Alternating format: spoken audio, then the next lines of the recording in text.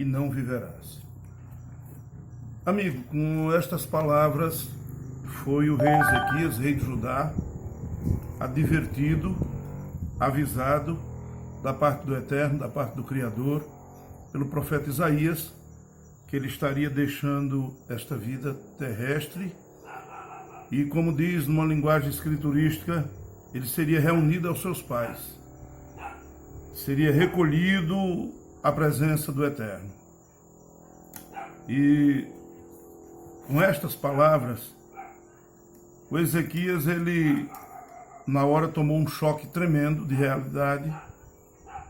Ele fez uma oração desesperada e diz também que ele chorou muitíssimo.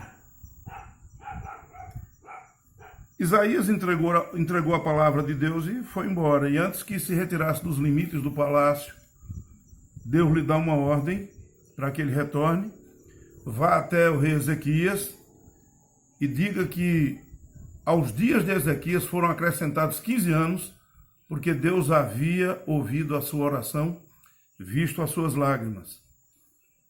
E lhe mandou até um sinal de que tinha falado por intermédio do profeta, que a sombra regressaria, voltaria para trás 10 graus no relógio de Acás. E tal como Isaías profetizou, se cumpriu na vida do rei Ezequias. Ezequias compôs um cântico, louvou a Deus, magnificou o Eterno e alcançou a sua vitória, e os seus 15 anos de vida foram acrescentados à sua existência terrena.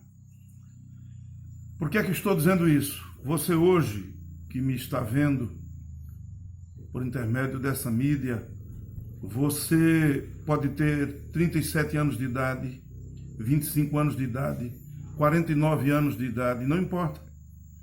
E de repente alguma coisa lhe assaltou, uma má notícia, uma doença incurável, uma crise que você não consegue, sabe que não consegue superá-la.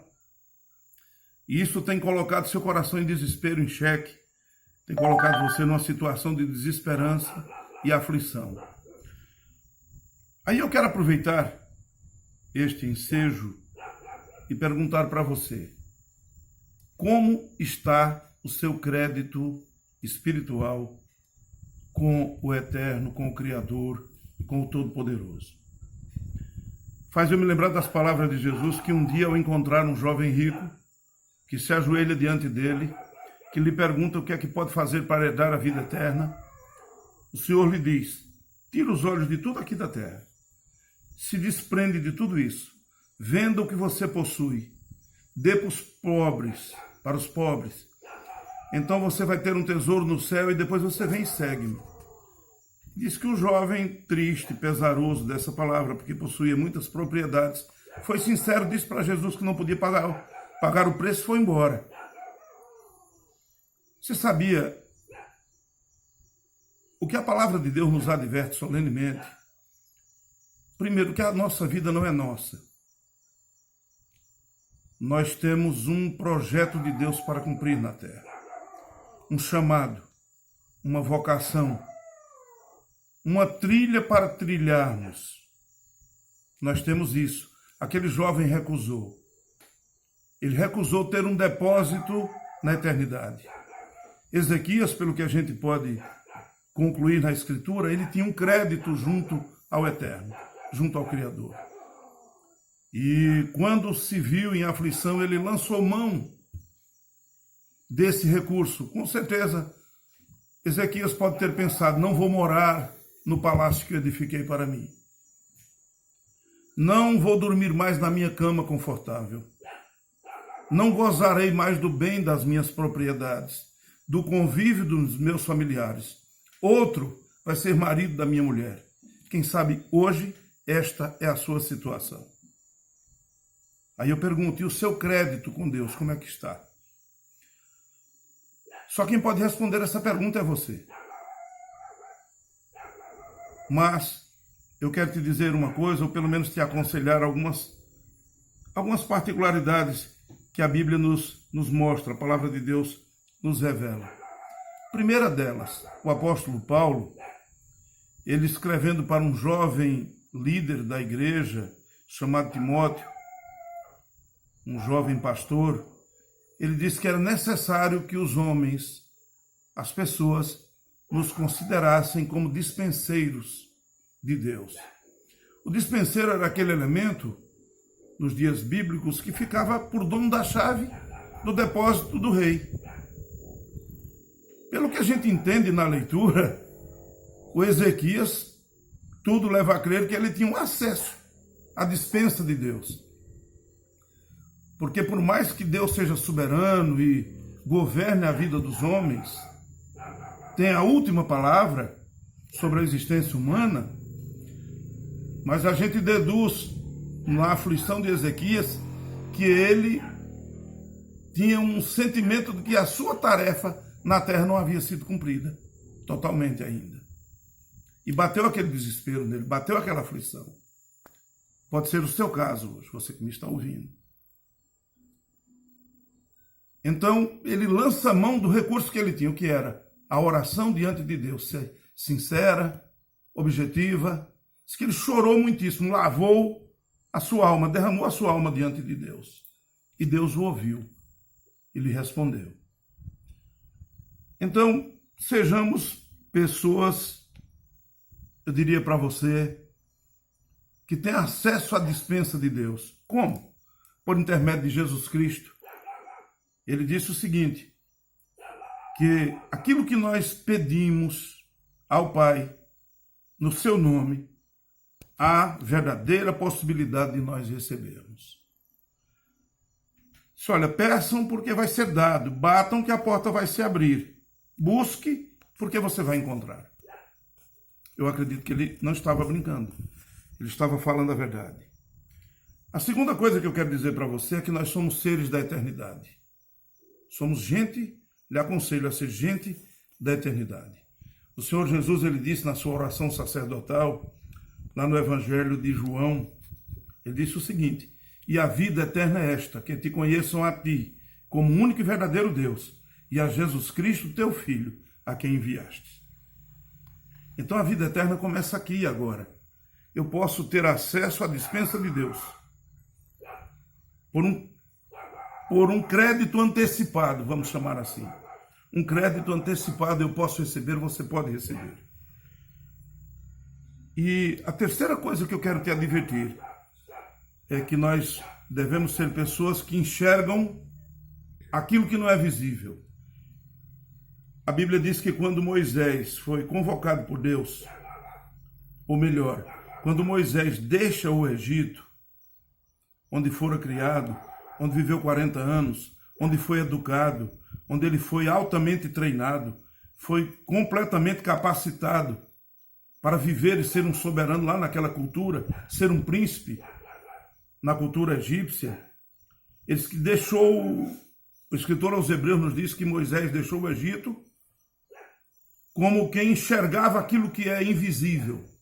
Ele fez uma troca daquilo que tudo que estava à sua frente com uma possível recompensa futura, uma possível recompensa que estaria disponível na eternidade.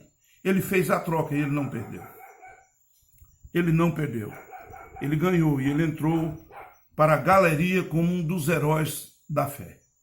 Então aconselho para você, seja alguém da dispensa de Deus que tem condições de abrir, seja alguém que enxerga o invisível, seja alguém da fé, seja gente da eternidade que não está limitado a esse espaço-tempo daqui, mas tem uma esperança futura, uma esperança vindoura, uma esperança de vida eterna. Aquele jovem que eu me referi de Marcos 10:17, voltou as costas a Jesus e nós temos uma narrativa horrível da parte do Evangelho sobre a vida daquele homem. Ele agora, depois de velho, ele morre e ele é conduzido não ao seio de Abraão, mas ele é conduzido ao Hades.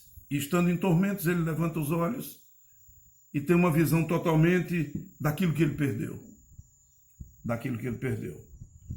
Então nós precisamos, neste tempo presente, onde somos assolados todos os dias por catástrofes, por crises, por doenças, por incertezas. Esse mundo é um deserto tremendo, é um lugar de escassez, onde nunca estamos completos. Já reparou isso? Sempre está faltando alguma coisa. Eu quero lhe dizer o seguinte, quero encerrar dizendo o seguinte: o Senhor Jesus, ele mostrou ao profeta Daniel, quando o rei Nabucodonosor teve um sonho, Daniel não somente revelou para o rei o sonho que ele havia sonhado, como a interpretação, onde lhe foram mostrados, da parte de Deus, 4 reinos. E no maior tempo que a Bíblia deixa nos dar a entender, de maior crise, de maior aflição, de maior dificuldade, Daniel viu que o reino de Deus se manifestou na terra. Vamos viver na expectativa do reino de Deus. Qualquer crise, qualquer doença, qualquer coisa que está a acontecer hoje, pode ter certeza, e eu te digo com toda a convicção, a última palavra será dada pelo Eterno, pelo Todo-Poderoso, porque Ele está prestes a estabelecer o seu reino nesses dias.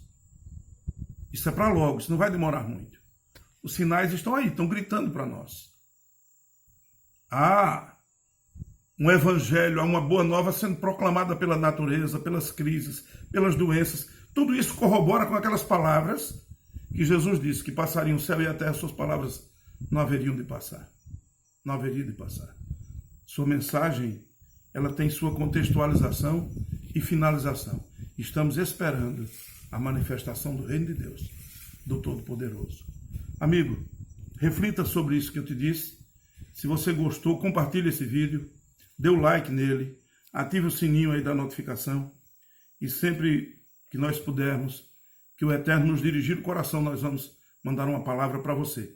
E eu espero que esta palavra hoje seja remédio para a tua vida, seja injeção de fé e de ânimo para a tua existência e, sobretudo, que os teus olhos sejam abertos para enxergar a outra dimensão, a dimensão daquilo que é invisível, mas daquilo que é perfeitamente concreto no reino de Deus. Que o Eterno te abençoe, nos abençoe a todos. Fiquem com Deus.